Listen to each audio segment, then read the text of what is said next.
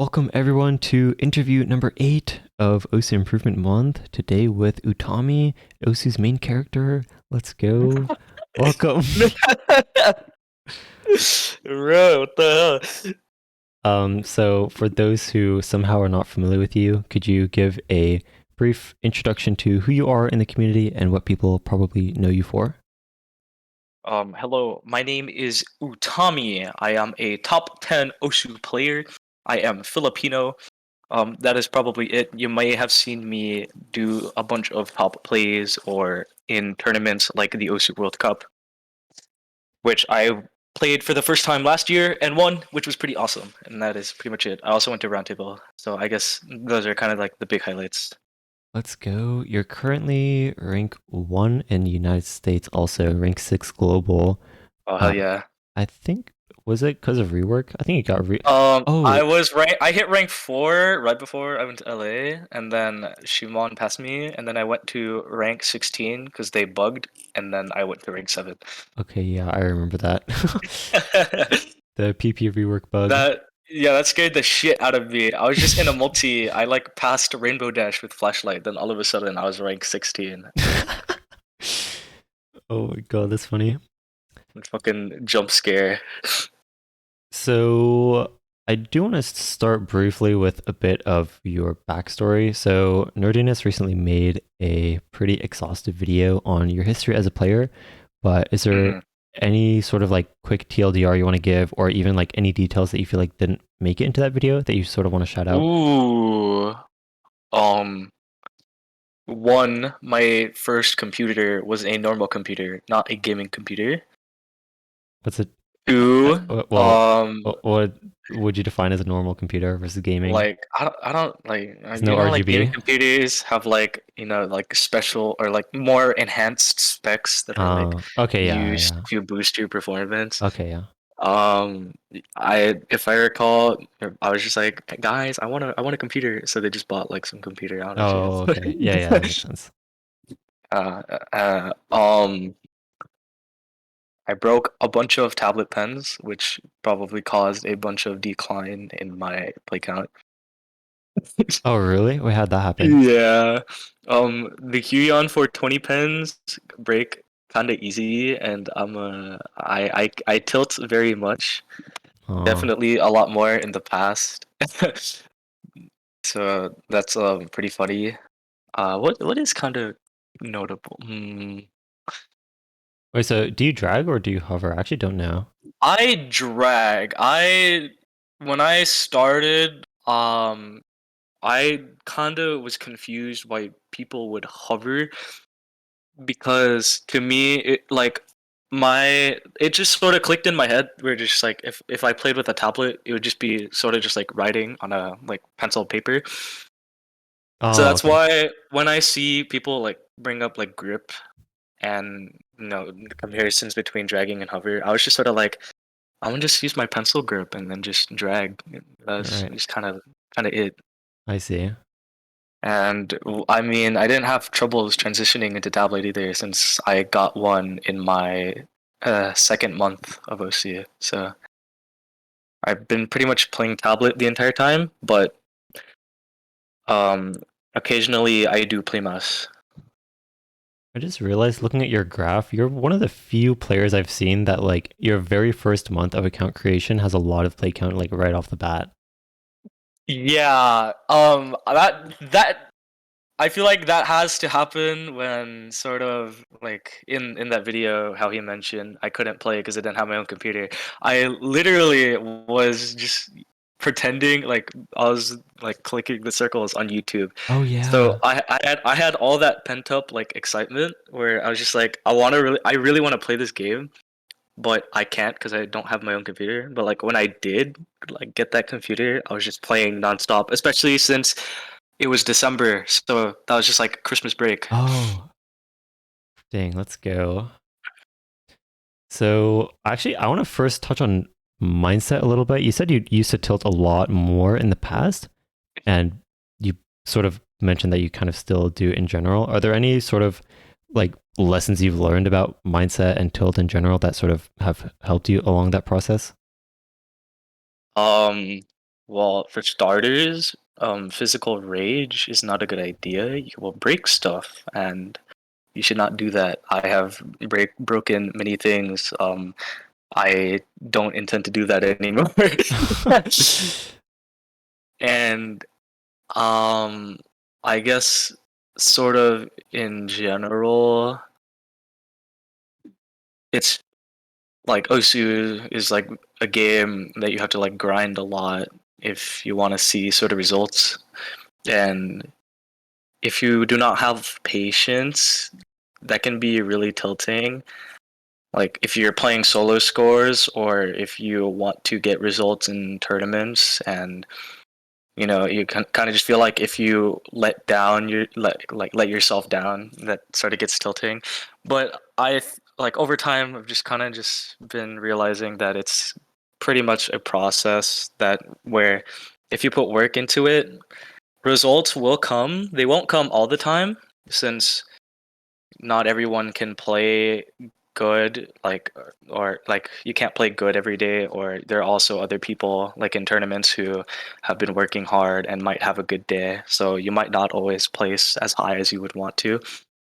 So basically I've just sort of like in the back of my mind, just I just know that if as long as I just keep um grinding, and just have patience and taking care of yourself, because that's a huge part. It's a game. You don't want to necessarily hurt your life over it.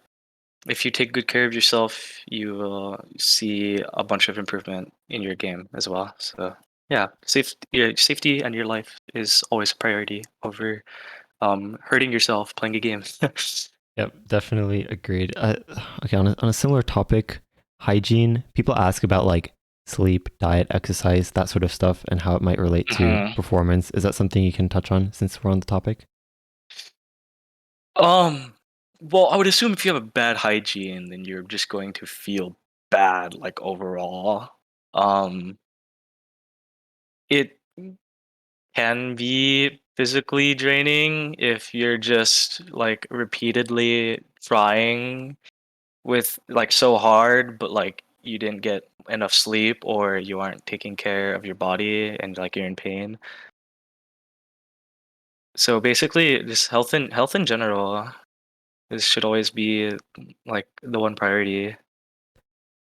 Yeah, I think if nothing else, the way I think about it is like we can't guarantee if like improving that stuff is gonna improve your OC skill, but Hmm. chances are it'll improve your quality of life. And like if you fix up your life and it doesn't improve your OC ability, then sorry to hear that, but at least I assume your quality of life gets a little better from sort of improving your general like sleep and hygiene, things like that.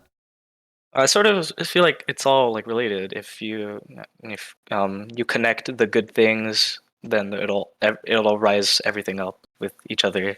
Oh Kind of yeah, kind of read that wrong, but right. you get the point. Yeah, yeah. No, that I definitely agree with that. So, someone named Nevi asked, have you encountered some barriers that affected you from playing at your best? So, I feel like this could be mental or any skill walls that you've encountered in the past. And I guess also incorporated in this question is how you were able to break past those barriers. Definitely you see barriers happen more frequently the longer you play, and I think I'm in a period where I see a bunch more barriers than I've ever had before. Sort of when you're starting out, you don't have a lot to go off of, so you're kind of just playing, having fun, and you're just building up. But when you start to become better and those skill sets start to like widen a lot more and it starts to get more deep and complex,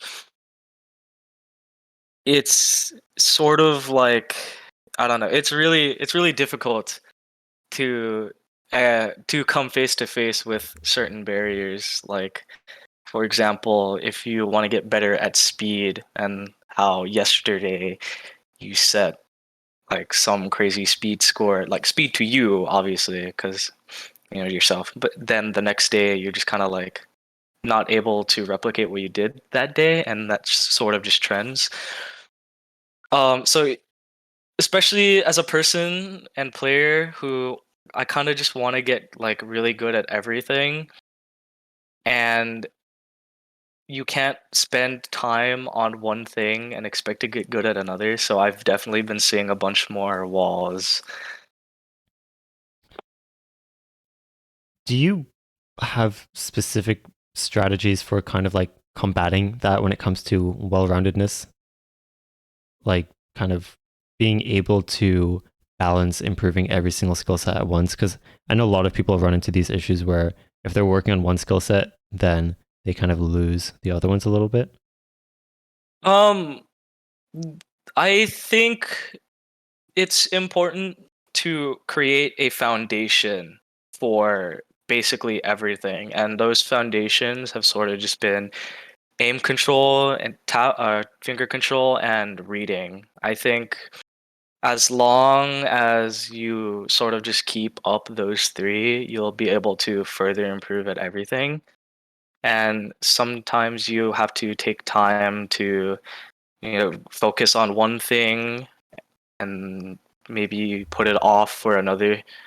But like, I think in general, if you have the aim for it, if you have the reading for it, if you have the tapping for it, then you're allowing yourself to grow in whatever you want to do. If there's someone who wants to get to a really, really high skill cap and also be super well rounded, do you feel like it's better to maintain well roundedness and kind of raise every skill like at the same time? Or do you feel like it might be better to just push one skill set and get it really, really, really high and then kind of branch out from there? Or do you feel like it doesn't really matter? Um, I can speak mostly upon my personal experience and my observations. Players, like the easiest people for me would be myself, obviously, and MREC. If you look, um, well, I don't know if people can look, but despite being super high ranked, like MREC was already like number one in the world, right? He has this crazy aim, he has this crazy tapping, but that didn't 100% like translate into tournaments. But I think with skill sets and tournaments, that sort of thing will get better over time while having like being good at aim. Like me, when I got my second computer, I just grinded a bunch of like 1-2 farm, and I basically was like just grinding my rank and getting PP. So when I first started out playing tournaments, I wasn't like the best at everything, but I felt like my skill cap still was really good. A huge example of that would be my first 4v4 tournament.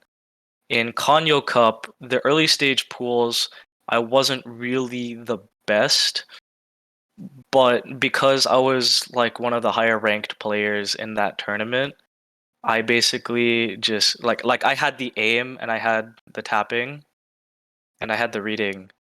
So I basically like when we got to grand finals, I just did my best to grind out the skill sets so I could be ready for the matches. So I think if you want to raise your ceiling, um, I think just getting better aim and tapping will get you really far, and you can fix the stuff in the middle. That's kind of what I've done. Oh, okay. That's actually a really good point. Because I feel like trying to focus too much on well-roundedness and like every little detail of like every type of tech map and finger control that you find in tournaments, it can be like kind of a distraction at a certain point to Mhm. really start pushing yourself mechanically. I think Badu was talking, he made a tweet somewhere recently that was like, dude, if I never played tournaments, I would have such a higher skill cap because like, Oh yeah. yeah. Is that something you 'Cause- kind of feel as well? yes. Very, very much.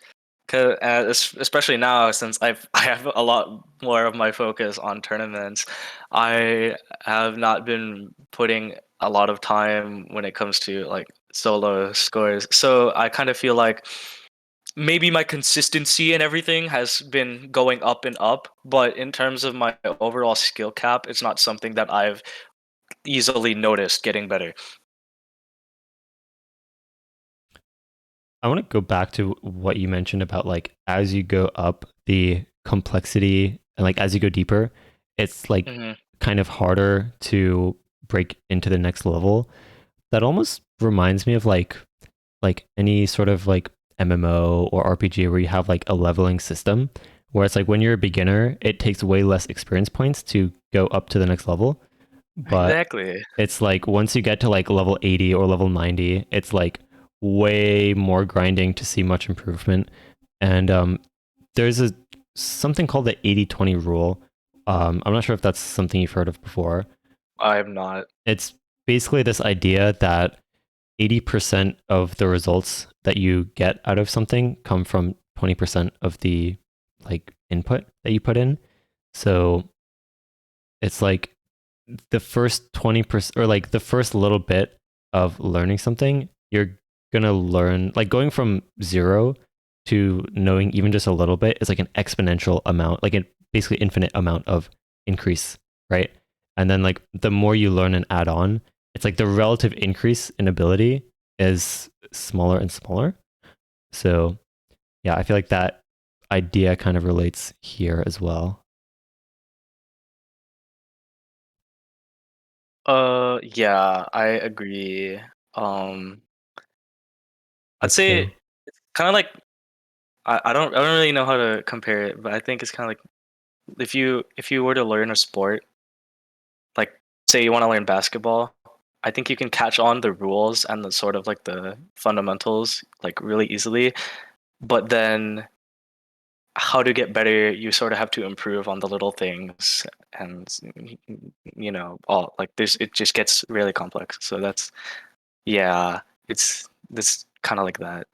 yeah, and it's also like once you get to really, really top levels, like we can look at the C3, which is like the Circle Circuit Oh, Circle Invitational Circuit, Championship, I think it's called. I don't know.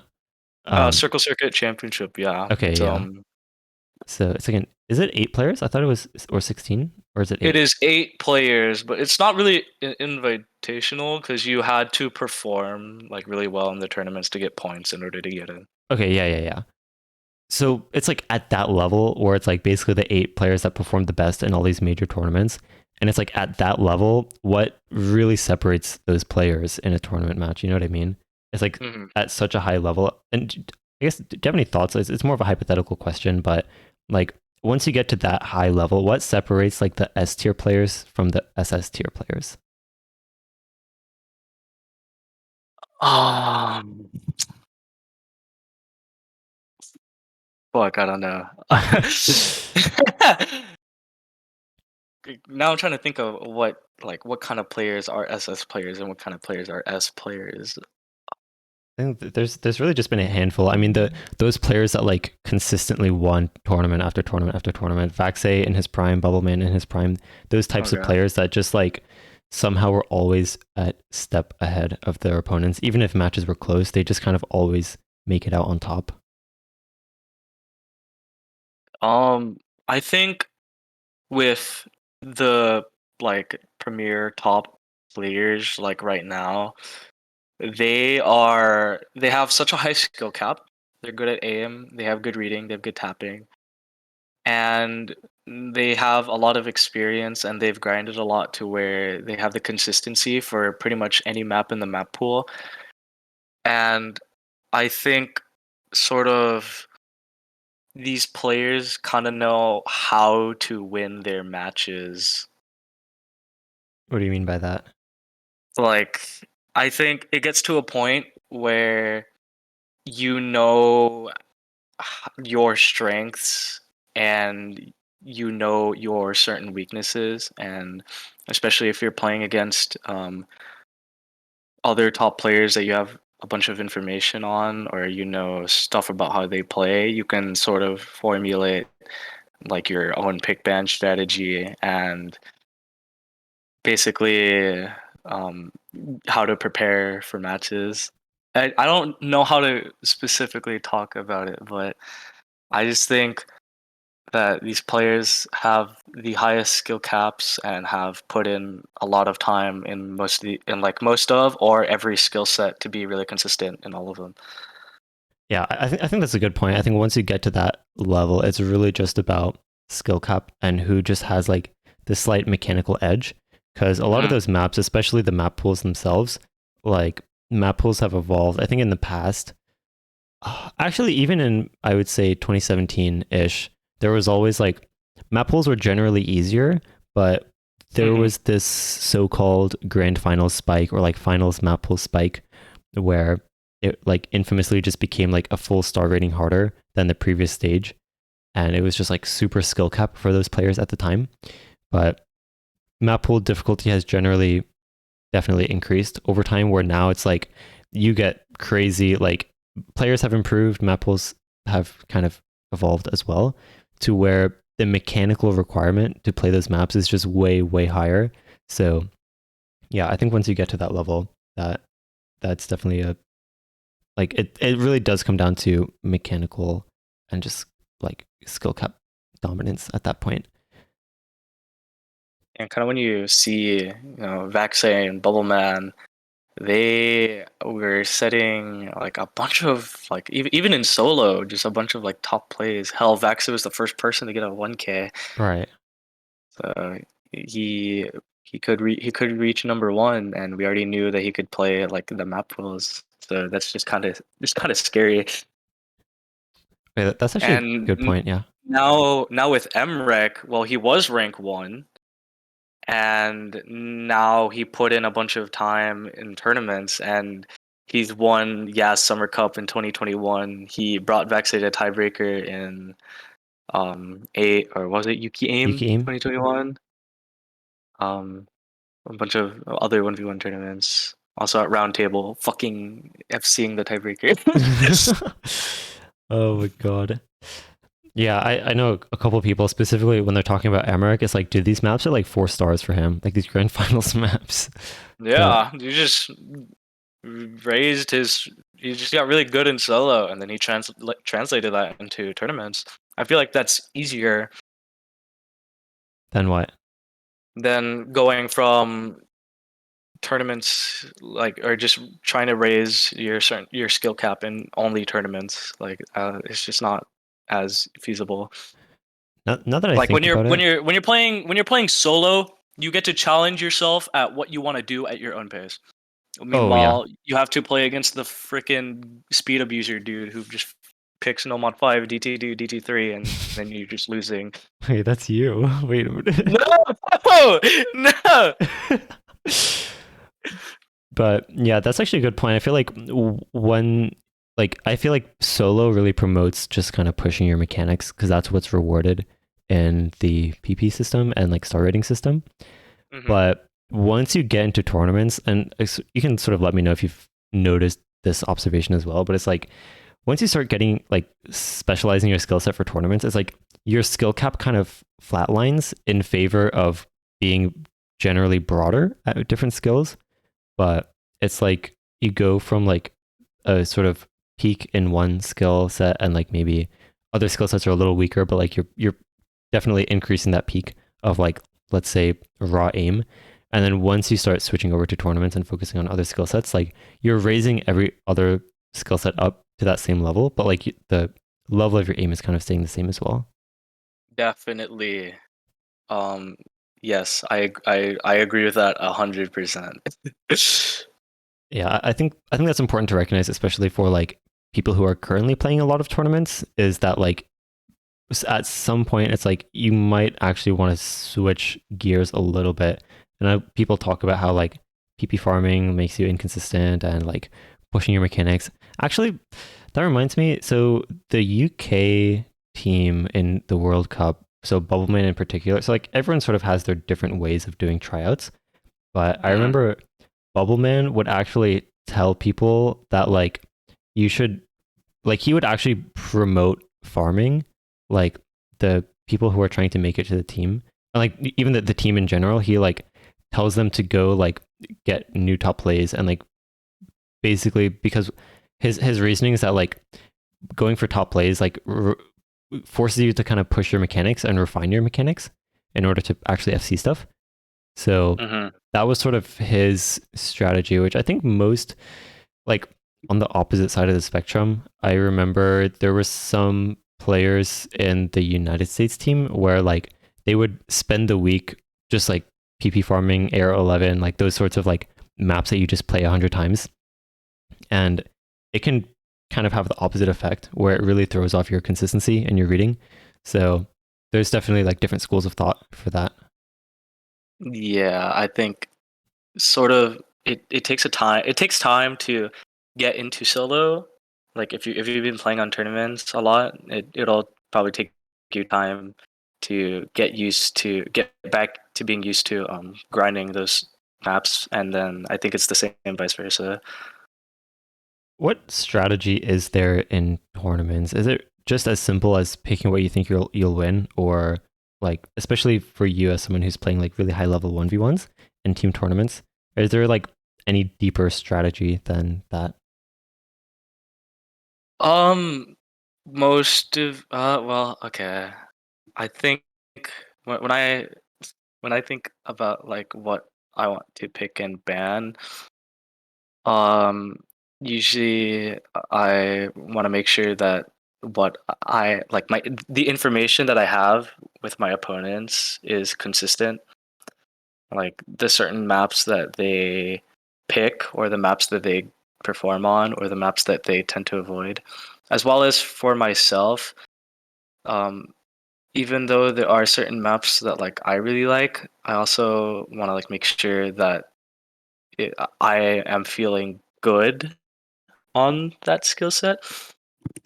So sometimes it is simple. Like for example, I'm sorry.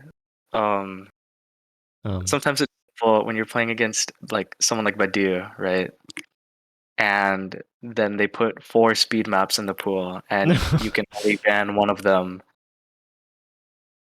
yeah, I and think that's kind of more simpler. But it can get more complicated than that, but I can't really think about it right now. I mean, if you're okay, let's say you were 1v1ing someone like Emmerich or Vaxe or someone that's sort of like a tournament titan. In Okay. those situations, like what really determines what you pick? Um, Probably mainly what I feel like what um it plays more of a factor with what I'm good at, because they're obviously going to be better at everything, or like they're going to be a lot better at everything else, so you can't really focus on their weaknesses. But I think there are a few things with play every player that they tend to not like or perform on as good compared to every other map. That's not saying that they're specifically bad on it. I just think that sometimes you can kind of compare that you're like if there's a certain map in the map pool that you see yourself just playing really well at, and then you look at their scores, and then you're just kind of like, wait, this might be a good pick, even though they're not like bad at it. Um, like maybe if I'm like if there's a map that I'm like really good at with aim, and I'm playing against a name player, an aim all rounder, but I see that my aim scores kind of do better than them, then I can kind of like lean towards it, but not like pick it straight away, or just kind of bank on the fact that I'm gonna win automatically. It's sort of like I have to think about whether I want to go for my best picks or save my best picks so I can explore the map pool and see what's kind of happening, and waiting to see kind of what maps they're looking to go for, and maybe going for the opposite. That's interesting because I feel like if you want to sort of see what they're going to pick, then I would imagine you sort of want to also pick the maps that you know you're going to win first before you kind of risk pick blindly. Mm, Maybe not entirely blindly. Like probably like there's the maps that you feel like you're for sure gonna win, and then you have like maps that you are really good at that you think would be pretty good. Um, so it. Like eventually you're gonna run out of maps, but that's the same for the other person as well. I feel like if you try to get strong at the entire map pool and just not be afraid, you can sort of just, I don't know, just kind of fight with it. I feel like your description of like picking strategy is sort of aligning with my understanding as well, where when you're picking a map, there's it's usually either for two reasons. Or okay, so basically it boils down to you feeling like you'll do better than them, but how I see it, it boils down to either because you're better than them at that skill or they're worse than you at that skill, or technically both. But if it's both, then you're probably going to see that map get banned. Like if you're really good at speed and they're really bad at speed, then that kind of like makes it really obvious that they're going to ban it. But Yeah. yeah, I think what you're saying is that like if you're against a player that's super super good and like you don't really have any weakness advantages on them, then just picking maps that you feel good on as opposed to trying to find weaknesses to abuse. Yeah, basically. All right, I see. So next question is, do you have tips on maintaining focus throughout a map? It's specifically longer maps.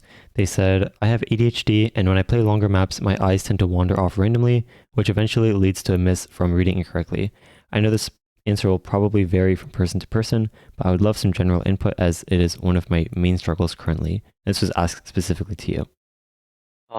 I don't know how to work with ADHD. I don't know how to answer this. So you can touch on like So aside from the ADHD aspect of it. okay, I just when I play longer maps, I sort of just play them. Like I just want to like get, not like necessarily get it over with, but I'm not going so hard to where I think I have to hit every note, so I have to make sure that my aim is perfect for every note or that I'm tapping every note perfectly. Like I feel like that might be too stressful, but I'm not too like carefree to where I just play, and if I hit all the notes I hit it. I think sort of just for starters, if there's a map that you like that is somewhat on the longer side, then I kind of would just start from there. I mean, that's kind of what I did. I fucking played United, and that's like 4 minutes long or something.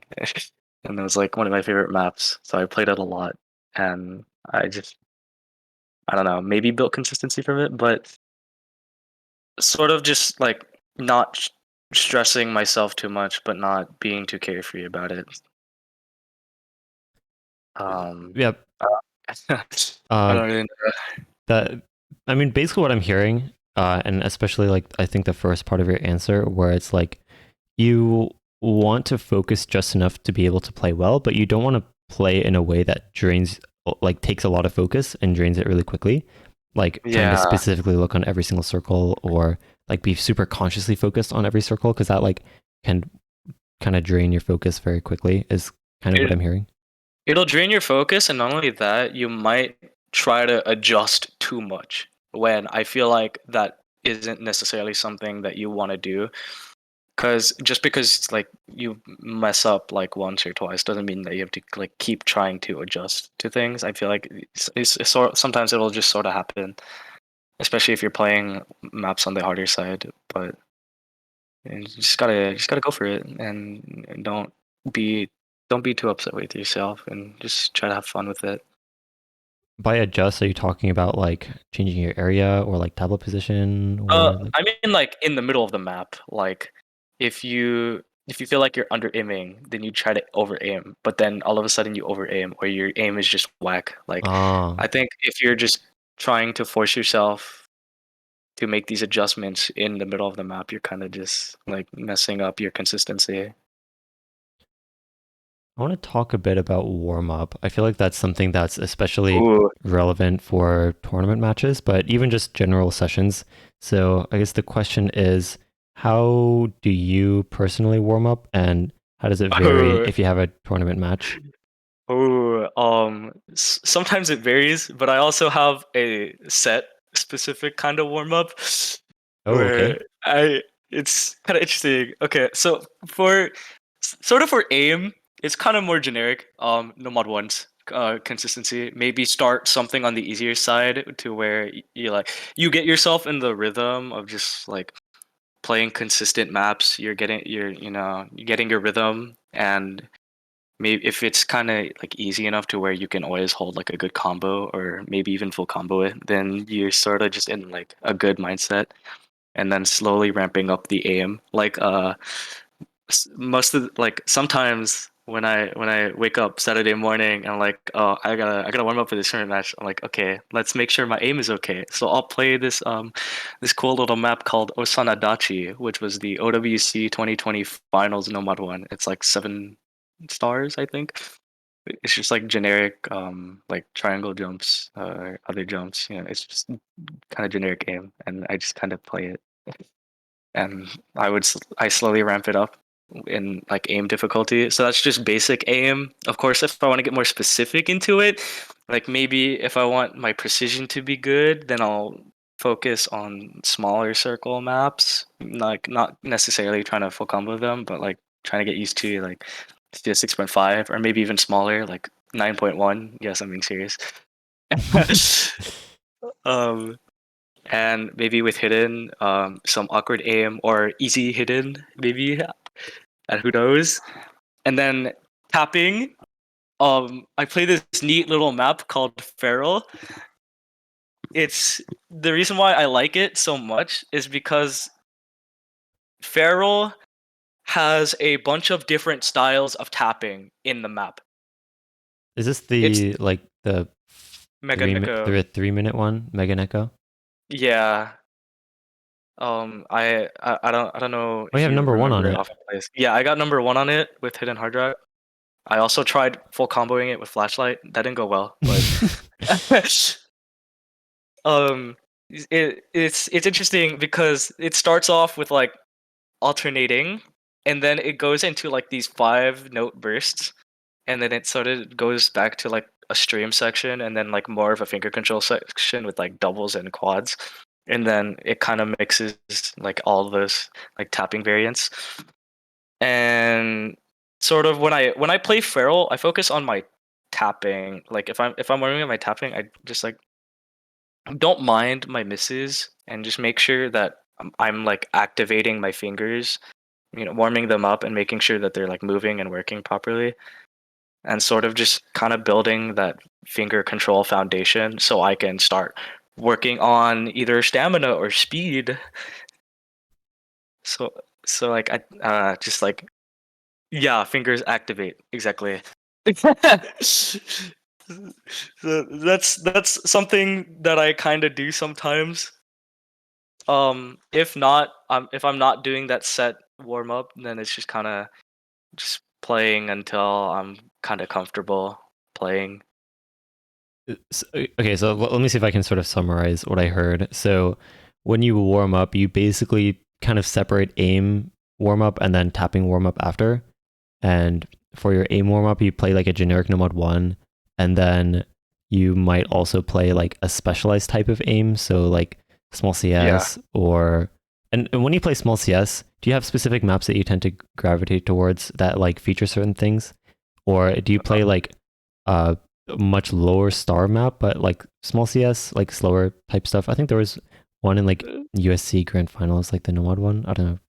This is like super niche, specialized knowledge, but USC, what year? the one that you smoked us in, the What? the Number nomad one? the nomad small Oh, no CS. mod six. Sorry, no mod 5. Yeah. Oh no. Sorry. um. Uh. I don't really know. Sometimes I'll just maybe just normal small CS aim, or maybe Okay. kind of more trickier stuff like more focused on aim control or maybe flow aim.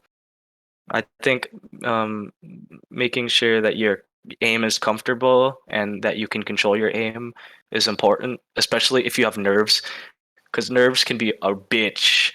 If you're not comfortable with your aim and you are nervous, you people are dead.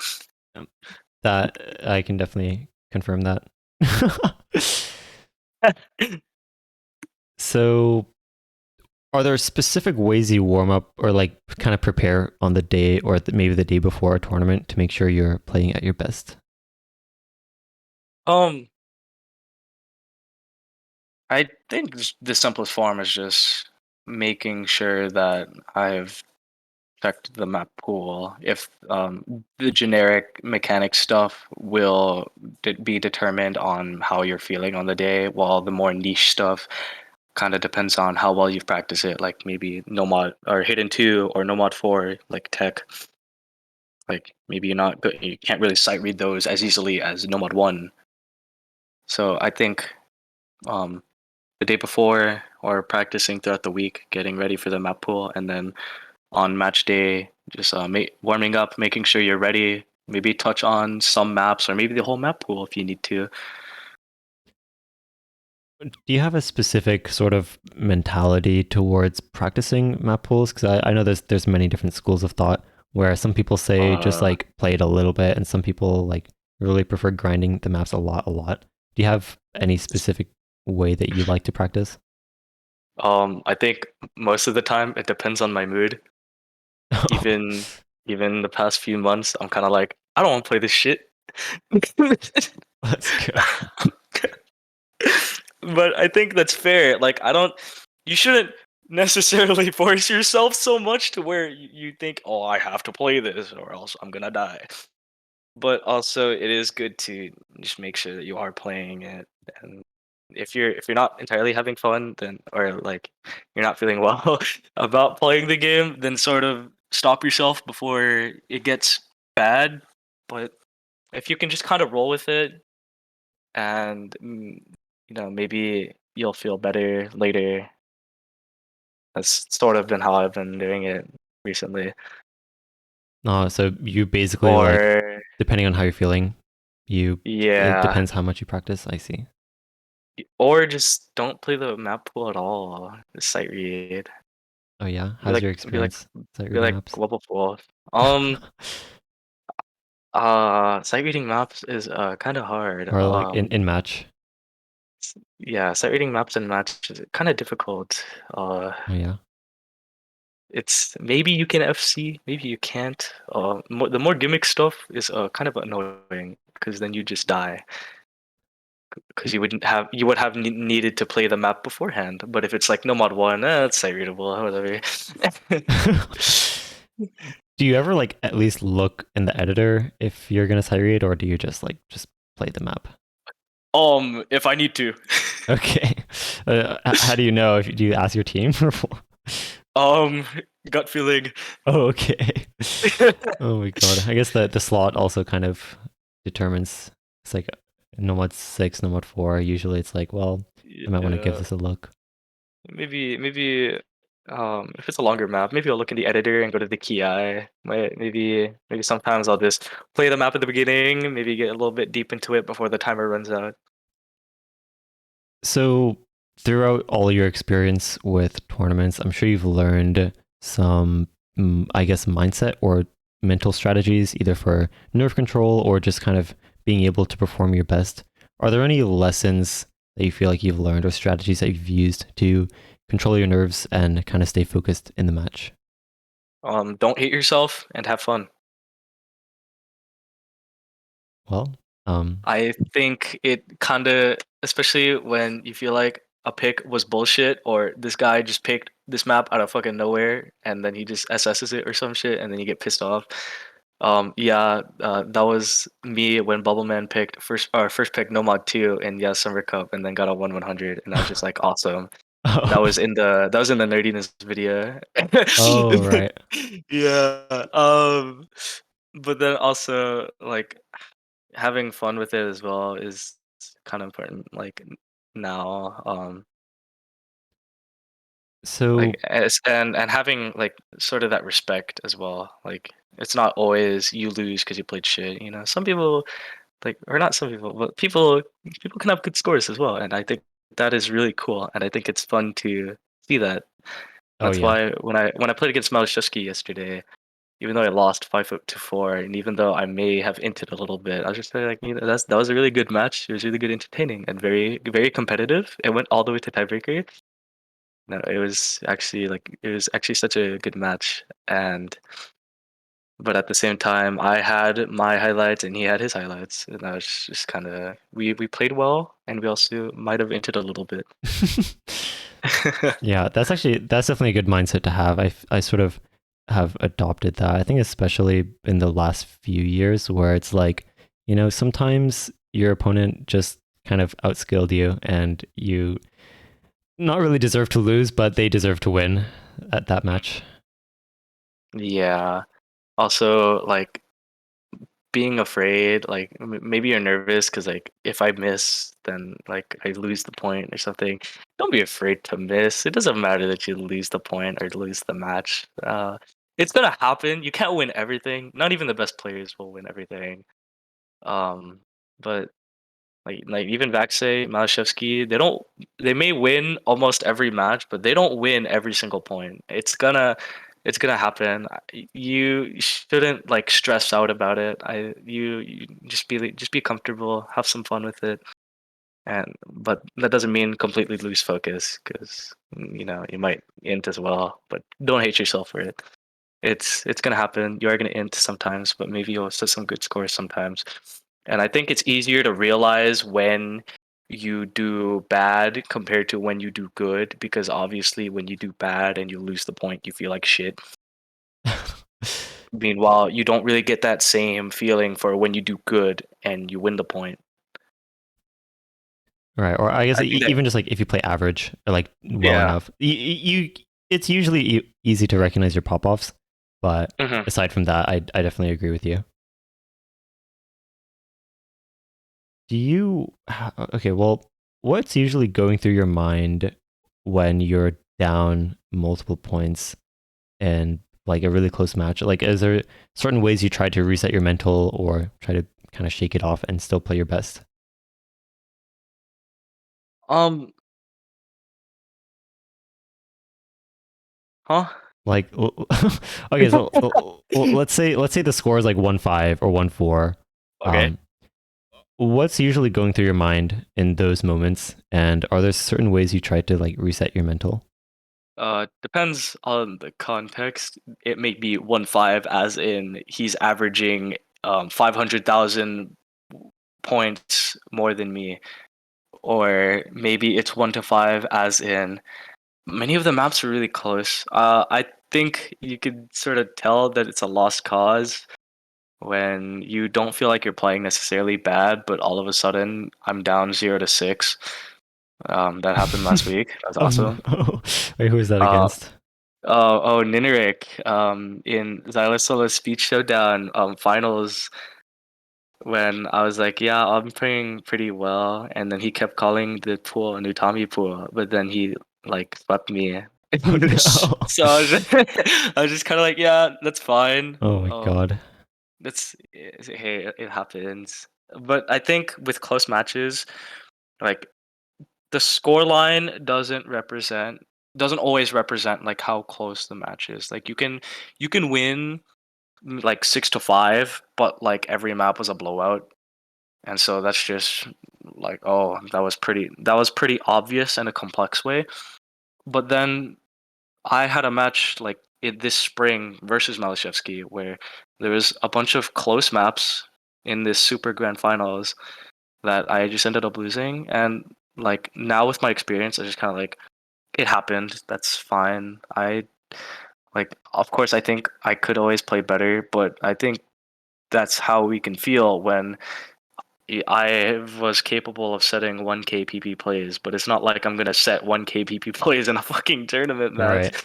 So I just kind of learned that, like over time, after having this happen to me many times, I just kind of learned that hey, it happens. It's not something to or worth to beat yourself up over, and it's not the end of the world. Next time, I'll do my best and see what happens. Yeah, yeah. I think that's probably one of the best mindsets you can have for sure when it comes to really tournaments, or not even just tournaments, but really anything in general. I would say. So touching back on speed, so you mentioned that speed tournament. There were a couple questions that came in Ooh. related to speed. So someone asked to Utami, how long did it take you to be able to stream newer BPMs, like going from 200 to 210 and so on? And also, any tips on increasing speed and finger control? Cheers and have a good day/night. I hope you have a good day and night too, big chungass. Um, I don't know the specifics of it. I can only remember the time when I wanted to get better at stamina and speed, but I was barely able to FC the beginning streams of Euphoria. Like I was pushing myself so hard, but I could barely FC it.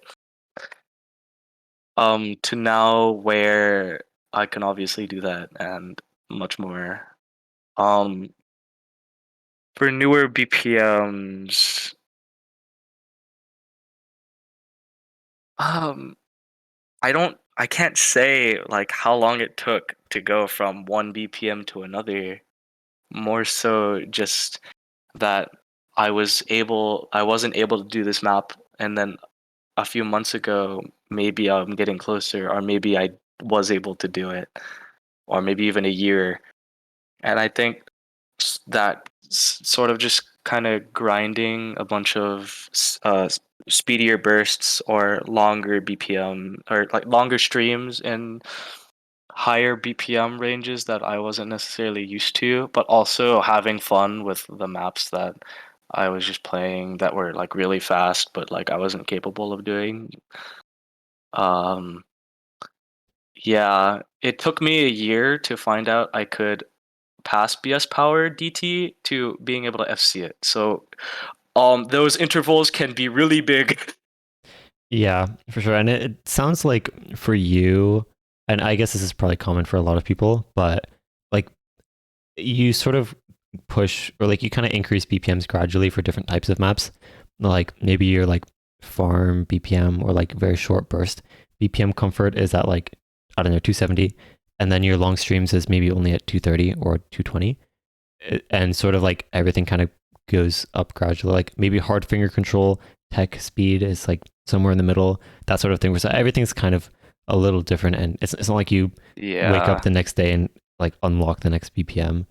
yeah. In rare cases, people feel that way, but yeah, It kind of, I think it just kind of depended on the map, like, or not kind of. In some cases, it would depend on the map, right. like grinding Euphoria or grinding BS Power or grinding Del Rio. Like these maps are not the same. They aren't gonna have the same bursts or streams, but the general concept is the same. So that's why we kind of group the things together. But I think sort of just reaching your goals slowly but surely increases that general like overall sense of speed. Like um I went from not being able to FC Euphoria to now I can FC We Love Llama, and now I can sort of see that I have a good range of playing stamina intensive like Nomad 2s or Nomad 5s. It's just sort of like those kind of long-term goals that like I've completed, and then I've just haven't really been paying attention to, but then all of a sudden that I can do it because I've been putting a bunch of effort into it. Yeah, I feel like tracking your progress can actually be kind of like you mentioned, like sometimes it takes like a year to go from pass to FC on certain types of maps. And I think like trying to really analyze your progress, especially like day by day or session by session, can Oh be yeah. really demotivating, I feel like. Oh, definitely. Especially patience plays a huge part in that because you obviously want to get better, and if you're always looking at yourself now and you may not be improving a lot or if at all because it's only been a day, and then you're just kind of like fuck. But that's why fun plays a part into this. Oh yeah, for sure. Yeah, it's especially if it's fun or if you just kind of want to do it. And that's just kind of how it rolls. Yeah, that's Um, definitely like kind of playing off of passion, if that's yeah. another way to put it. So somewhat related to tapping ability. So, someone named Kuina asked, how do you keep your consistency high enough during long streams? They said, my ability right now is just only being able to burst and not really play longer streams. So, I think they're basically asking like how to push from like only being able to burst to then being able to maintain that speed for a really, really long time. Um, well, for longer streams, I can only say that I dropped my BPM really low, like 165 BPM. Like I turned a 5 minute song into a square stream that was 5 minutes and like 30,000 notes. It was just 165 BPM. I think being keeping that consistency of playing longer streams and getting used to it, as well as trying to maintain that unstable rate, because that's a huge part of streaming, obviously. If your unstable rate is bad, you're going to go wacky all over the place, and then you're going to maybe die. Um, mm, like your burst BPM and your long stream BPM are not gonna be the same. Like it very rarely will it ever be the same. So I think that's why I sort of differentiate bursts and longer streams. Do you have thoughts on long stream practice maps? I know you sort of just mentioned that they worked out pretty well for you. I know that people have pretty like opposite opinions on those types of maps. There's some people who say that they really work for them, and then other people who say that long stream practice is completely useless, and then obviously people in the middle. So, what are your thoughts on using those maps in general? I think long stream practice maps have kind of like if I've just like with the square streams, they're not spaced. Like I focus on my unstable rate and my consistency and my accuracy. And if it's kind of stamina pushing, then it's yeah, have fun with that. That's Oh, sort of been my mindset.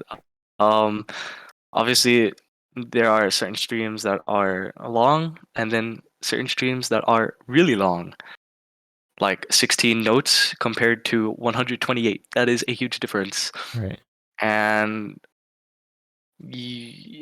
like 16 notes can still be seen maybe for someone as like a longer burst, because you when you burst, that's basically like that burst speed, like how fast you can move your fingers, and then it'll slowly go down until it reaches a point where it just disappears.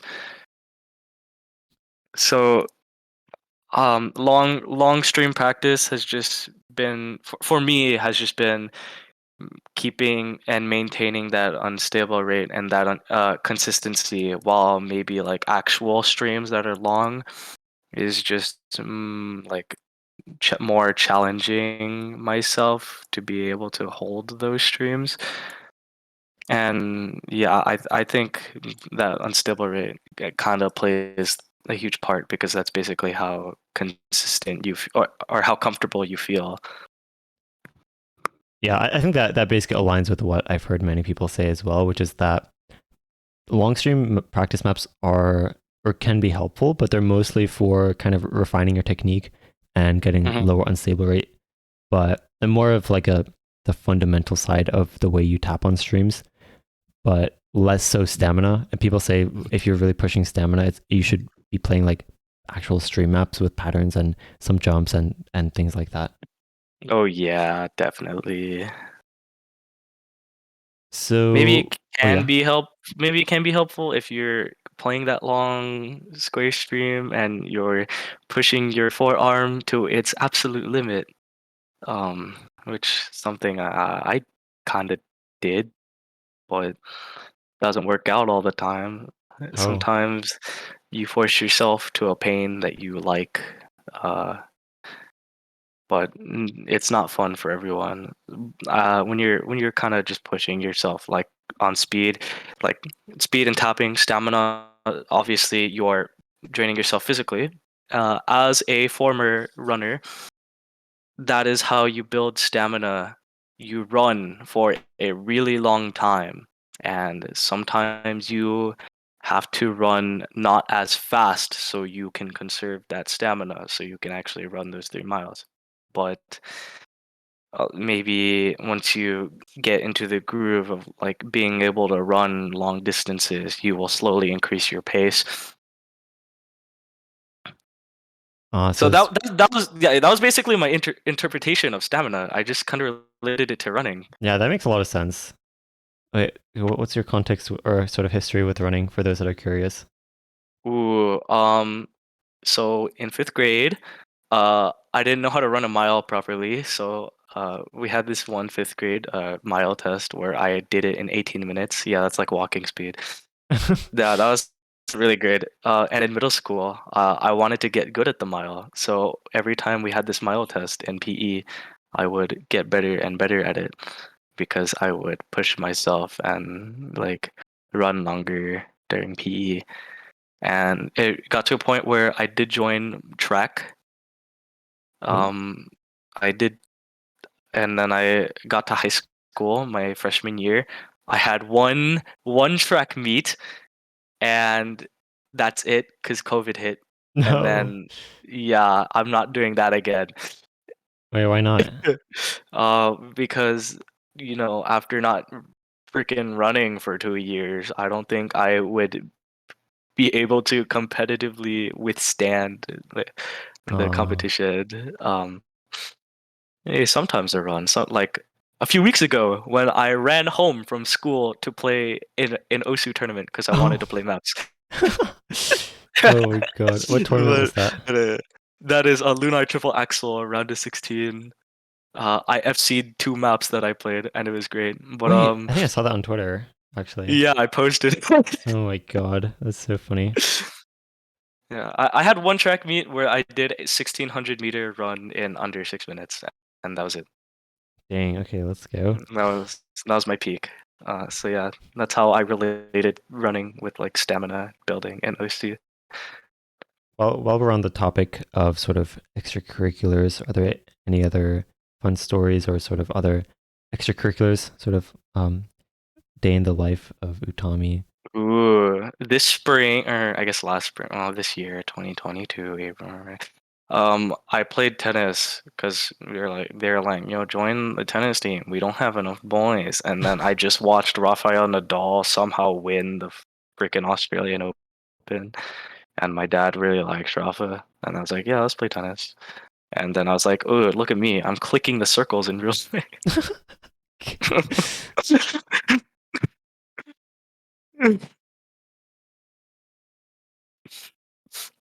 That's the only other sport I've played. Oh, wait, so Um, how long are you still on the tennis team or no? well, the season ended. Oh, oh, oh, Um, and the season starts back up in next spring in 2023. I don't know if I'm gonna play. I'll be honest. I don't know if it's worth the time. oh. Can Oh, I swim? I taught myself how to swim. I used to almost drown, but then I started moving my hands and my legs, and that's how I swam. Almighty Door is a swim boy. Ooh, let's go. Yeah. You also mentioned that you're in drama. I didn't mention that. You just pulled that out. Oh no, you mentioned it to me before. Well, to you. Oh, okay, jeez. But yeah. Do you make Osu analogies when you're in drama also? No, I, I don't. I would not know how to. But um. I have done drama for 4 years, and I have landed a lead role, so I'm happy. Oh wait, let's go. Wait, so you are the main character. I was right. I guess one of the two. How do you feel being called the OC main character? I feel like I actually okay. So I was streaming once every now and then. If I'm live streaming, the topic of like making an Osu anime would come up, and then it's like, okay, Oh, if we made an Osu anime, who would the main character be? And then basically everyone unanimously says Utami. what? I don't know why. Is this news to you, or like have you sort of noticed that as Oh, well? well, after I kept saying it for the past few months, it's no longer news, but it's just sort of just been funny to me, and I just kind of like it. I don't know how to handle that situation because it's I'm not placed in that situation every day, so all of a sudden people are calling me a freaking anime character, and I'm like, man, what the hell? So I want to talk about sort of things related to Osu, but not necessarily. So Okay. someone asked, have you ever thought about retiring from the game? And if so, then Yes, why? yes, yes, Oh, that was the yes, yes. fastest yes. Oh my god. You hate Osu, jeez. um, I mean, when I kind of tire myself out, especially playing tournaments, uh, especially the past 2 weeks when this past week I played 8 matches, and the week before that I played 9. Oh If you can god. imagine, I didn't have a weekend. And then what happens after that weekend just doesn't exist. You go straight back to school, where you have to sit in class thinking about your next tournament matches because you have to play in some freaking grand final where you can like win money or some shit. I don't know. It's fucking. Let's just say it has. I feel like I'm surprised that I am still maintaining my level when I feel like I've been burnt out for so long. But at the same time, I'm not burnt out because I guess I have that passion to play the video game. Um, have aside from that, in order to get good at something, you need to put in a ridiculous amount of time and effort into getting good at that something. And while you're doing that, time is valuable. You cannot get those seconds, minutes, hours, days, weeks, years back. So basically, what I'm saying is that I sacrificed a lot within my life to focus on Osu. Hell, even in class, I mentioned this before. I would sit there and think about my next tournament matches. I remember deciding which Corsair's team I wanted to play on between Xylus and Bartek's team because I went through every single mod slot to see which team would actually be more worth playing with. Not necessarily which one was better. I think just sort of keeping the context for having a more competitive scene, basically. And then a few months later, Checha kept telling me to join Bartek's team, and then I made a Twitter post saying nothing but an alien emoji and a cat emoji. So I joined Bartek's team because the alien emoji won. Oh. Oh, so you made like a encrypted poll to decide. Yeah. Oh my god. Yeah. Why would I think about retiring? Um, it takes up a lot of my time, as I've mentioned. It eats my weekends and a lot of my focus on my weekdays. Um, I think it's sort of not something that you can relate with other people. Like, well, I mean, if you're growing up and then you're going through school, you can't relate my OSU tournament or career with my classmates, obviously, because they're all, doing school and I'm playing a video game. And so maybe the sacrifice of some grades has been present for me. I that has also happened with MREC. You have to decide, is it worth it? If you make it worth it, then it's worth it. So who knows? And then also, a huge part of wanting to stop would be kind of like my social relationships and life and stuff. Because I like talking with a lot of people, but now there's this permanent stigma around me where I'm Utami Osu and my profile, and that's basically who I am, Oh, and did that nothing else. happen? And basically, I can say one thing, and that can influence and change a lot of things. Maybe not one thing, because it definitely was not one thing, but I said quite a few things at the beginning of the year that I have been trying to get away from because that was so stupid. But Online? obviously, it's gonna stay with me because I said with it. Yeah, on Twitter. Oh, okay. Nerdiness had a section of it. Like, That's right. Yeah, yeah, even though, yeah, if you remember, yeah. it was just kind of, yeah, that was not a good thing to do. I did take a week break off of social media after that, but yeah, just kind of it's when you spend a lot of time into OSU or into doing something, especially since OSU is more solo related. I feel like I've been a lot more isolated compared with my friends. That's why I don't feel like I've been so easy or been able to fit in a lot easily in real life, like even like with my friends, longtime friends or family. But then at the same time, it gets kind of hard when you reach a certain level in OSU when you can't really play with your friends of course these players are really great, but we can tell that there's a huge skill difference. Oh, yeah. So yeah, that's still something that exists. So I kind of describe it as it's kind of lonely up here. Oh no. That's And true. that's not saying that, other people are bad. It's just kind of saying that I spent a lot of time into it, and obviously there's only 5 people ahead of me compared to some of my friends who are 6 digits that have a lot of people that they can relate with. So it's just Right. kind of again with like just spreading that margin. Somewhat related to that topic, actually, someone asked, at what point did you realize you were a top player? Um, game Osu losers bracket, round one maybe, Who was that and against? Can you talk I about that s- match? Toys Our Boy versus Umbre. Oh, That is probably one of the biggest and influential matches of my life. Obviously, I didn't have a lot of experience into tournaments, so it's not like I would understand the context of like Umbre's tournament career or prowess. But in the most simplest form, I was just a guy having fun who got ranked 700, and Umbre for months, maybe a year, I don't know how long, reached top 50 and was known for these crazy hidden hard rock stream plays.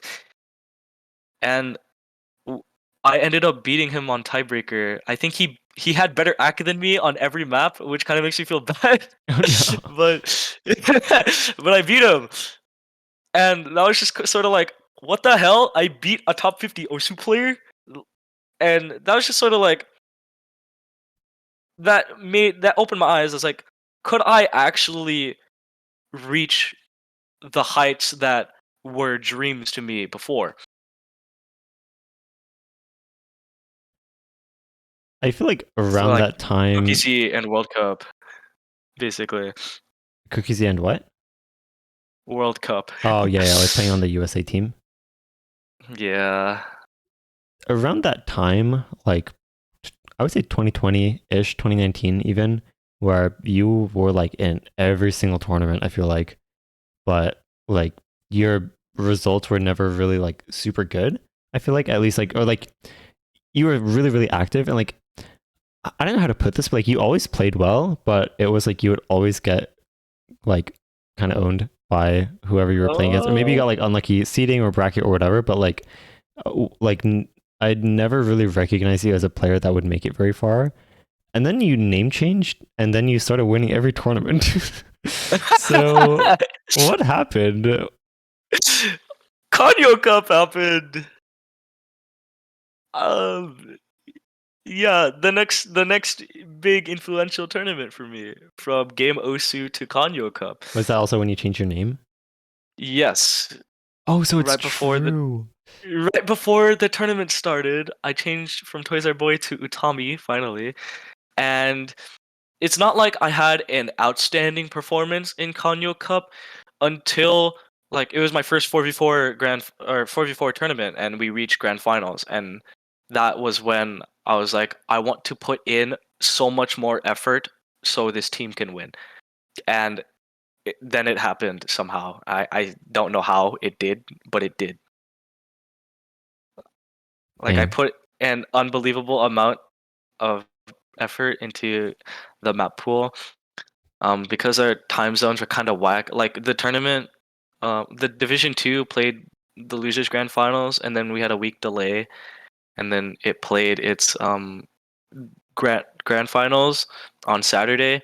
But because of time zones, we rescheduled the bracket reset to the next day.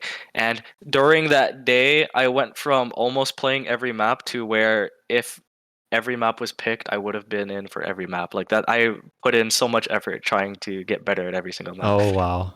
Yeah, I kind of like that opportunity that I could actually win a tournament and get a badge, was just like I will take it. I will like give myself the best chance I can get, and it actually happened. So That I was just kind of like, holy shit, I could do this. that was your first badge also. Yup.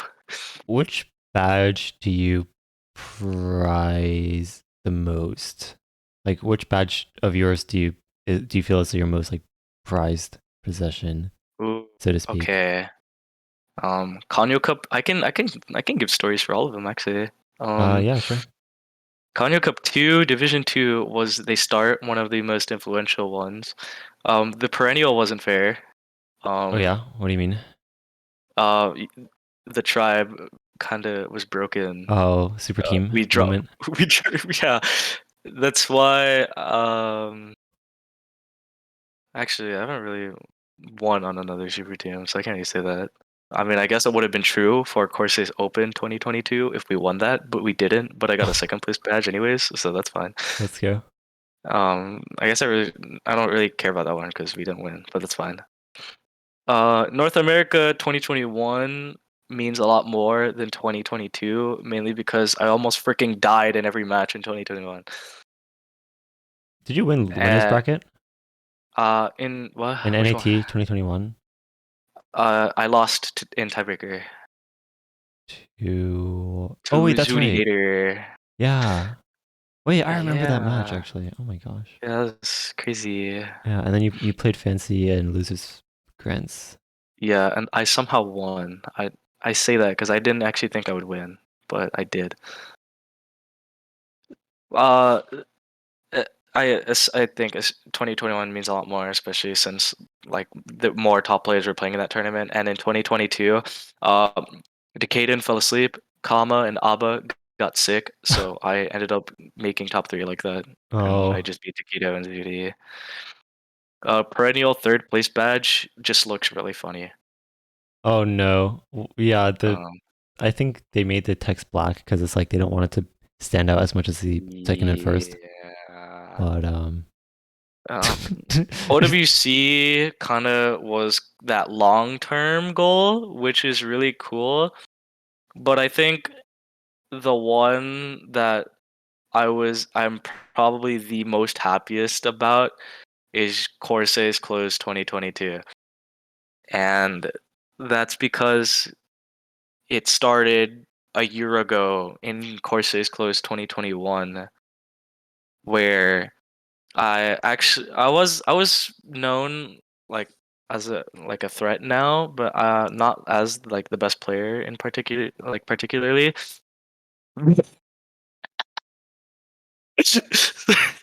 I just looked at the chat. oh, oh my god.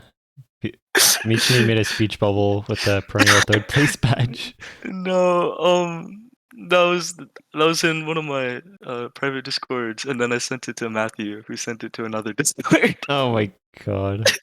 In 2021, I was an up and comer. I was not a threat, but not known as a favorite to win a tournament. And course he's closed. I in yeah, Corsairs Close 2021. I ended up getting first seed, but then in my winners round two, I got freaking destroyed by Joel. He bullied me, Oh no. and but that was just sort of like a redemption. Like I wanted to redeem myself from that loss in Corsairs Close 2021. And I ended up making it all the way to grand finals where I won the first set 7-3, but I ended up losing grand finals in 6-7, and it was like it was super stressful, especially since I put so much work into like trying like my hardest to win the tournament, and then it was like one of the biggest like meltdowns that I had, especially because I was like, why the hell did I last pick No Mod 6 into Flying Tuna just Oh because I no. won it just because I won it the first set doesn't mean that it was necessarily a good pick. Um, so yeah, Courses Close 2021 really hurt so much. So that's why in 2022 I really wanted to win that tournament, and I lost in semifinals to Matthew, and then had to play against Malachevsky, and then was like, why? Oh no. But I actually ended up winning the whole tournament, and that was just such like that was so you feel yeah, that word. Euphoric. Yeah. So that was sort of like a bunch of redemption, like for myself as a person, and yeah, I was happy, but I was also happy that the match was actually like really fun and entertaining. You said that And United States Cup was also kind of a redemption.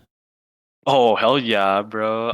You guys beat us last year, and I was really sad because I felt like I could have played a lot better, and we lost. But after losing Corsairs the same day, didn't want to lose two grand finals again. So I'm sorry for that, by the way. Yeah, you kind of did that to us. Yeah, I feel really bad, especially because I checked the VOD at the end of the last map. Oh wait, our VOD? Yeah. Oh my god. Oh no, like that was just so happy for me because it wasn't more of my hard effort like helped us win. Obviously, you can say Utami carried. I don't give a shit. Like that, like this whole team wanted to win and they wanted to like redeem themselves after last year. They put in so much effort into like pools, and even like we lost in quarterfinals, but we like reflected on it hard like immediately after the match, and we had a set goal that we want like we would never we wouldn't give up, and we would like we wanted to win. Hey, who'd you guys lose So to? I we forgot. lost to Washington. Oh yeah. Oh, But yeah, I yeah, think I they think just you guys kind of grinded hard. yeah. It it it was happy for me because I got to see them win after all the effort that they put in, and I don't care what the narrative is. They fucking deserve that badge so much. So, yeah, my motivation for grinding team tournaments is seeing my team really want to win that badly. Right. Yeah, no, I definitely feel that, especially with like kind of wanting to win for your team, not only for yourself. Hmm. So someone asked, what is one regret, if you have one, that you carried with you along your climb to the top? Um, Playing the game. Oh dear. uh, no, definitely the mental and like raging and being upset and taking it to public and just speaking my heart out because I was really mad and I wanted to win and I said a bunch of very not nice things. And you sort of just kind of have to live with that, but that doesn't mean that it has to stay. Like I obviously don't want to be like that anymore. Would you say So you're reformed? obviously there's a lot more work to be done, but I will continue working on it. Yeah, I think, I mean, even you recognized earlier that, I mean, you feel like you're a lot better with mental than in the past. Yeah, I will occasionally still get like really mad at stuff, maybe slam or maybe yell, but um, I have I have a lot of respect now, like for pretty much everyone. Like I think everyone's really great at everything that they do, and everyone's all great people. And I think just playing with these people just makes it really fun, and seeing people try to strive and achieve their goals as well as sort of um try to win stuff or maybe just have fun, and I kind of just want to have fun with them. That's why I am like trying not to join freaking super teams, and I'm trying to like make my own teams full of like people that I enjoy hanging out with. I feel like at a certain point, I definitely agree with that. That's like definitely the most fun way, if nothing else, to play tournament matches. And I also feel like the more fun you're having with your teammates, the less nerves you have, like by a lot. At least in my experience. Ooh, definitely. Like you're having a good time. Who gives a shit? Yeah, I feel like I enjoyed our match in NADT, even though you swept us. It When wasn't a sweep. You got a point. Yeah, we did get 1 point, but we were like all in a voice call together, even though we were playing against each other. It was If Apraxia wholesome. was here, if Apraxia was here, oh my god, I Oh, can we I get him? I did No. him so dirty in Yaz's Summer Cup 2017. Wait, why? So, oh my god. Okay, so seeding was really scuffed back then. It was basically kind of done by rank. But long It story was just short, yeah, raw rank, no BWS. yeah. And you're forgetting. You're like, I remember checking NAT 2018, and you were a C seed. You were bottom 64 Oh or bottom yeah. 32 or Oh something. yeah. Just- I think I got second place in that year. you did. I lost to Idkey, I think. But yeah, so YSC 2017, I was matching against Apraxia in like round of 64. And Oh, I was playing every tournament with Apraxia at that time, so we were pretty chill. And I was like, Apraxia, let's do a voice call for this match.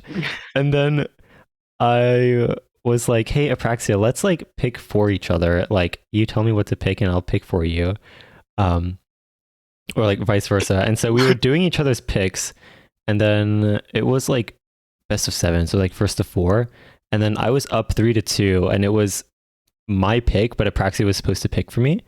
And then I was like, all right, you know what? Nope, I'm not listening to your pick. I'm picking this free mod that was like really biased towards oh hidden. And no. so I just like picked hidden and FC'd it. And like Apraxia had to take hard rock.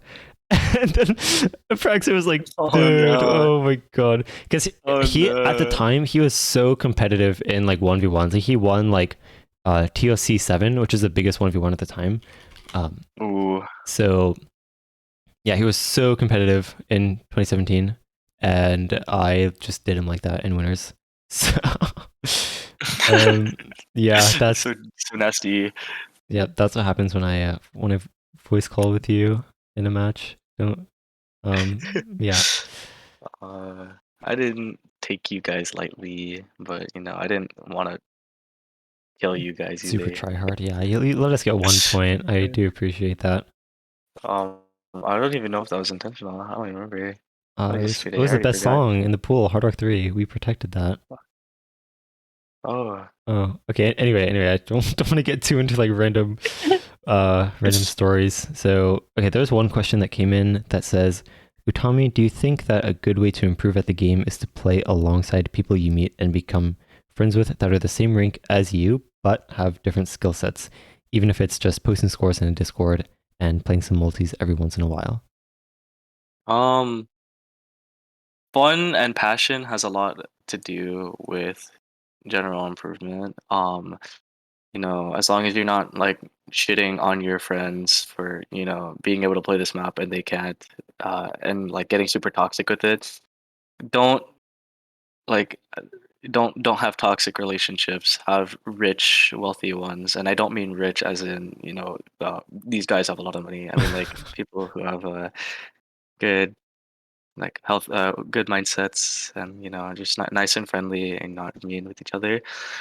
I think it's awesome when you get like praised and rewarded by someone, and that's just kind of like makes you happy, and then you're just like, oh, I want to keep going. And just hanging out, having friends in general is always something good. Don't stress too much about it. And if you're alone and you're taking that stress alone, that might be bad. You you have people, so you have people to reach out to. So be don't take it all in by yourself. I'd say. Yeah, I definitely agree, especially with how first of all, that like there definitely can be toxic people, and I think it's important to be able to separate yourself from those people. On a similar topic, this is not necessarily about toxicity, but it could be. But do you have thoughts on the OC community at large? Ooh. Um,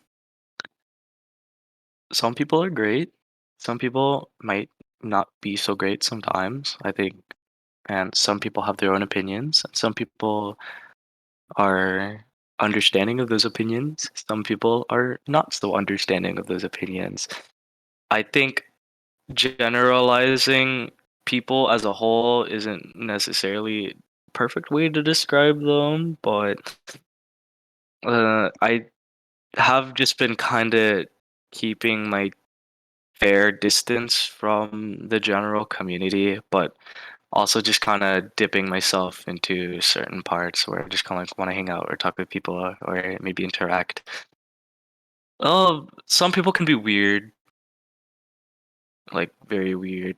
Um, but I don't know. I feel like people can get really argumentative and just sort of dislike each other very easily and um not accept other people's like opinions and stuff. And I feel like some people might be very entitled to their own opinion. Meanwhile, I'm just kind of in the middle where I just kind of like I see this side, but I also see this other side, you know. Right. Especially even like with tournaments and like top players. So some people take it too far, some poke some fun. It's kind of hard to think about it as a general sense, but I think that's just kind of how I feel overall. Do you have stories that you want to share from playing at the round table? I feel like that's one of the like premier events where like hanging out with top Oh, players. I miss it. I want Oh to go no. back. It was a dream come true because it is a house of like 20 people playing a game that they love, that they've loved for ranging from like a few years to damn decade. Like holy shit. Seeing a bunch of these cool people, people who were very inspirational, people that I admired, people that I looked up to, and also people that I had great relationships with, and it was really cool to hang out with these certain people. I was kind of scared because I didn't want to like geek out and be all weird and be like fanboying. I was like, "Holy shit, bro! It's fucking Happy Stick! Like, he's right there. He's right." And then there's fucking BTMC. What the like? Holy fuck, bro! It's Edward. This guy is so popular. And then all of a sudden, Albert Chang is in the fucking room. He doesn't play Osu, but he's popular as fuck, and he's like a magician, musician, and some shit. There's just a bunch of cool people. Holy shit, MREX real. That's bullshit. I say that because he's an alien. How do we know that Because he's Emmerich real? um source me. I saw him FC the tiebreaker. Everyone I guess if I were to go by like my favorite moments each day, um the battle royale, why did he FC the fucking tiebreaker? That was awesome. He did against me. That was not very fun. And then day two kind of was like a side event and then like um a tandem tournament, which was really fun. I think everyone was just hanging out, really chill. And then day three was just like sad because it was the last day. But then I also had to win the tournament. And then I'm gonna be honest, I remember I had to warm up while MREC and Fancy were playing, but I was really scared because they were doing really well, and Oh, I was not really confident. oh But no. then uh it made it even worse when MREC's like, yeah, look at this, and FC the tiebreaker. And I was like, you are stupid. What are you doing? Why'd you do that? That is so mean. uh, so yeah, I did not have a lot of confidence. But thankfully throughout the whole time, it was really fun hanging out with everyone, and it was also really nice that I had friends who were sort of just looking over me and were talking to me occasionally outside. and they kind of helped me just regain myself during grand finals, and I ended up winning, which was awesome. Oh, that's nice actually. Yeah. Like even like there were people there and making sure like people outside like online making sure I was fine, and then even people at the round table were just really nice and really fun to hang out with, and they're really caring. And it was I actually don't know how many people know about this, but one of the more touching sides of the round table for me was when I had to play CPMC at the same time because it was at the same time. Oh, yep. Yeah, and uh, Sunday morning I made top three from winner's side. I had a really close match versus Malashevsky, which I wasn't too bothered about because again, like the scores are really close on each map, and I lost 3-5.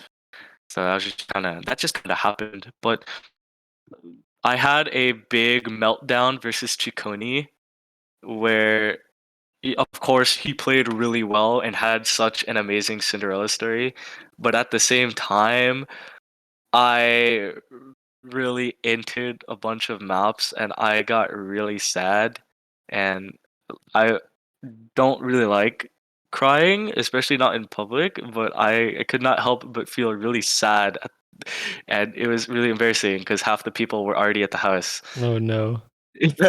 But like even then people were like understanding of me and were like, you know, I was really comforted. You know, I was just sitting on the couch just hanging out.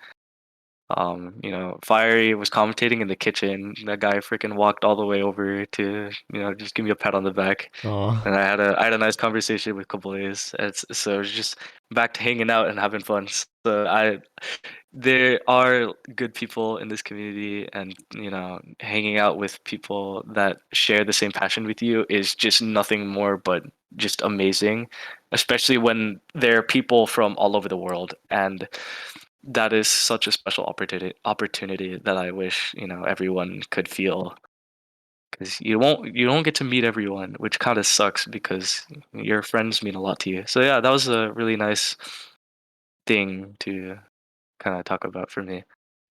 Yeah, that sounds super unique. I feel like having that environment where like you can lose a match and like have like a swarm of top players around you to like maybe that's a Yeah. weird way to put it, but like having all these other players to sort of like really empathize with you and kind of like know like like how to comfort you and like be able to talk about it.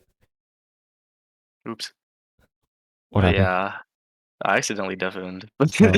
But no, Oh. I heard the whole sentence. It's okay. Someone asked to Utami, your hair looked awesome in the roundtable tourney. What shampoo and conditioner and such do you use? I don't know. My parents just buy it. Someone said good question. What's your shower routine? What? I shower. I put. Uh. I. What? What? What? What the Wait, fuck? what no, no, I mean like the order that you like. I was like, how did I go from this round table heartwarming talk to what's your shower routine? Because it asked about like shampoo and conditioner, so it's like the next logical. um, I don't really like. I don't know.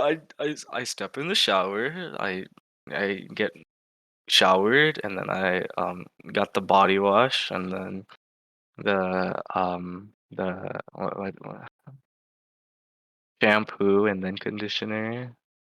So you do body wash first and then you do your hair? Yeah. Is that weird? I don't know. But Guys, I just shower. Does it matter what order is in if you use everything? well, I guess it doesn't. Uh, Huh. Well, Tommy, um, I do appreciate your wonderful insights from a wide range of topics.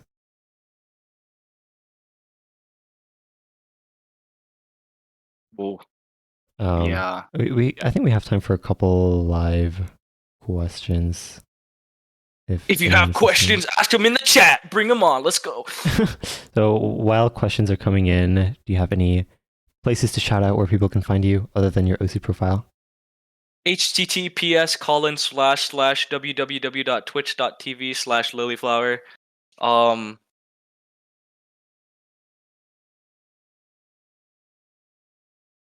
Um, twitter.com/Nico_ni Yazawa. Uh, osu.ppy.sh/user/71 or 75125553. Um, I don't know. okay, so someone asked who slash what motivated you to develop your low AR reading ability, and how did you go about doing so? Um, in all honesty, no one really. Um, if I had people who I looked up to for reading, probably like maybe Azer and GN. But my low AR kind of came from you might have heard from other people's interviews, I'm not sure, but there's this mod called Easy, and basically what the Easy mod do is that it makes the maps easier. No, no, it basically, from what I've learned from Easy is that you control your cursor really well because you're aiming really dense patterns and you have to fix your eyes and stuff. So yeah, it's um I kind of it just kind of happened because um I mentioned it before. I tried playing United, and actually when I first got my tablet, I wanted to pass United. Like as I don't Apraxia's United. It's not Apraxia. And it was too hard no mod, so I put easy on, and I misread a lot, but then I learned the map, and I could read dense stuff now. And because the circles are bigger, I just hit the circles. Oh, so you basically learned low AR by playing United Easy, or what? Yep, and then I played a bunch of other maps with easy, and then I treated hidden like hidden was the same map as no mod because it doesn't change the map, and I wish I kept that mindset. Do you feel like Easy is quote unquote necessary to learn low AR? Are Nope. there any other sort of like ways that you feel like would Uh, work well? Play low AR, Well, I mean, have like as fun. far as like the specific types of maps. Oh, Kami no Kotoba, hidden. Maybe some weird freaking hidden one, or actually for low AR. You could old maps. Good for Okay. reading. Freaking there's CS like 9 million and AR -2. Someone asked thoughts on derankers. You suck. Okay. In all honesty, thoughts on D-Rakers. Um, I don't really know too much of how to feel with it because I don't associate myself with those people because I don't talk to those people who like purposefully derank like long term like Excurito, let's say, which is a guy who is really capable of being probably higher ranked than he is, and then all of a sudden you see that he was like rank 9,000 before he farmed. Okay, he You're farmed talking to one to. right now. Wait, what Did you know happened? him now? Some guy, Careless said, "You're talking to one right now." I can't believe you. For many years, you always stayed 4 digit when you were one of the best tournament players in the game. I can't believe you. Unbelievable. Uh, Grr. um, I guess sort of just like if that person has an ego over the people in that rank range that he's playing in, then fuck you. But other than that, it's just kind of like okay, whatever. I don't know. Yeah, I think that's a fair way to think about it. Also, the context with Excurito, well, the recent context is he was basically ranked 10,000, ranked 9.9k, and then he was Yeah, signing up for OWC, so he you have to be farmed. 5K. Yeah, you have to be 5k or better to play in OWC, so he Yeah, farmed up to 5k in 1 day. how he halved his rank. And then I remember people were saying he like his top plays are like he kind of intentionally choked. I don't know if that's true or not, but a lot of his top plays is like he could go back and like overwrite some of them Oh with no, worse for scores. sure. That's the deranker method. Yeah, that's definitely the strat he's going for. Yeah. All right. Oh yeah. So I think one of the last questions is thoughts on Usu Laser. No comment. Oh. I don't touch OC Laser. I don't see anyone touch OC Laser. I think it's nice that, some guy called Peppy is like working a lot on OC Laser. I think there are a bunch of cool features that I haven't seen. I just see a bunch of tweets. Um, Osu Laser let me play on my MacBook during class, so that was also really cool. Um, that's about it. I don't have like any real opinions for Osu Laser. Oh, there was one question that came in on the forum for you that I was saving to the end. They Oh, said, for Utami, what are 3 scores you would like to set in the next 6 months and 3 scores you'd like to set in 1 year? So sort of like long term, relatively long term goals. all of them. More PP than Emre. Okay, well, let's think about this. I think right now, I'm getting destroyed by this guy called Cookie Z. So, he FC'd this baby metal map called Arcadia. That's probably one of the more recent scores that I want to like go for. That would be really cool. Um, but um, what else is what? I don't know. I don't know. I just play the game. Sometimes I want to Okay. score, then I give up, and then there's another score. I'm like, I would play that. So it's Oh, like very in the moment. Do you sometimes. have any like It's end game scores? I got one. In I can't really decide on a range from half a year to a year. It would be really cool to FC Asphyxia's United double time. That would be really crazy. I won't Ah. be the first, because MREC exists, but that would be actually really cool. If I never FC'd Freedom Dive 4 dimensions with Hidden Hard Rock, I would have said that, but that was I did that, so I can't say that anymore. Uh, what else is really cool? Wait, I can check my profile maybe if I have any chokes. I don't know if I do. Or ooh, my most played. Um, maybe a time freeze hidden hard rock score would be really cool. Oh. Um, I wanted to FC Yomi Yori. I'm not gonna do that anymore. Thank you, Karcher. Oh. I mean, you could still Uh, could. yeah, but oh well. Oh, okay. um, Feral Flashlight always lingers on my mind because it's funny. Oh, that the warm up map you were talking about. Yeah. Oh, maybe like a really cool aim hard rock score. Senko no flare. It's like an 8-star no mod 1 that was used in OSU All Stars. I think I'm number 1 hard rock unless I got sniped by some guy that I don't know because I don't know yet. I am still number 1 hard rock. That would be a really cool hard rock FC. Um, yeah, I don't know. Yeah. I think that's There's a pretty exhaustive list. there's too many scores because like there are a bunch of cool scores, but then there's like a bunch more cool scores, and then there's mod combinations, and then there's people that have these scores as well, and I'm just like I don't know what to do. So yeah, it's kind of be anything. I But see. that's why it's kind of more in the moment. Right. That definitely makes sense. And I feel like you're more focused on tournaments in your limited time that you play this game these days.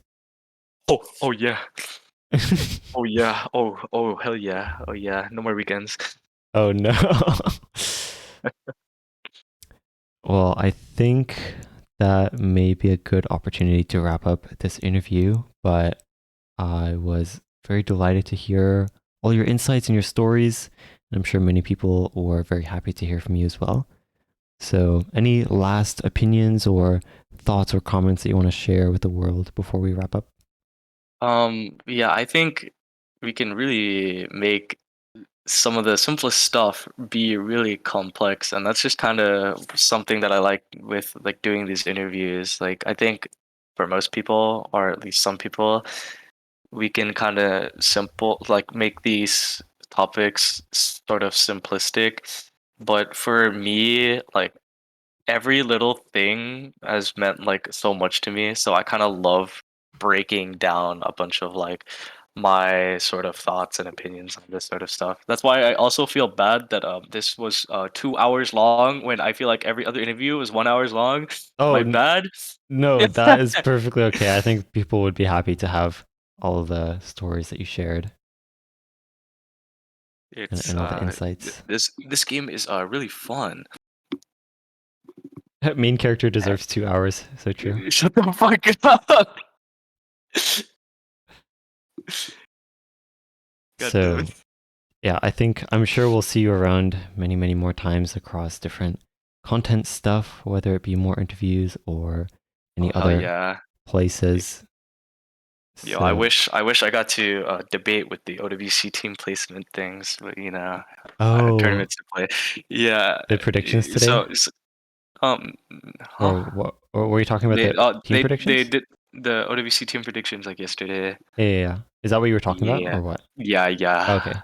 No, but I'm always down to like be like, with do any sort of like Talking about Uzu. yeah. Okay, sounds good. Yeah, I'd be more than happy to have you around for any other awesome Oh, interviews let's and stuff. go. Yeah, let's Let's go. go. Let's go. Let's let's go. Woo! But thanks to Tommy for joining. Thanks everyone for listening. And we Thank you will for having me. let's go. And we will see you tomorrow for even more interviews. And thanks for Mahal kita. I love you. all right. Thanks everyone for listening. We'll see you all next time. Bye, guys.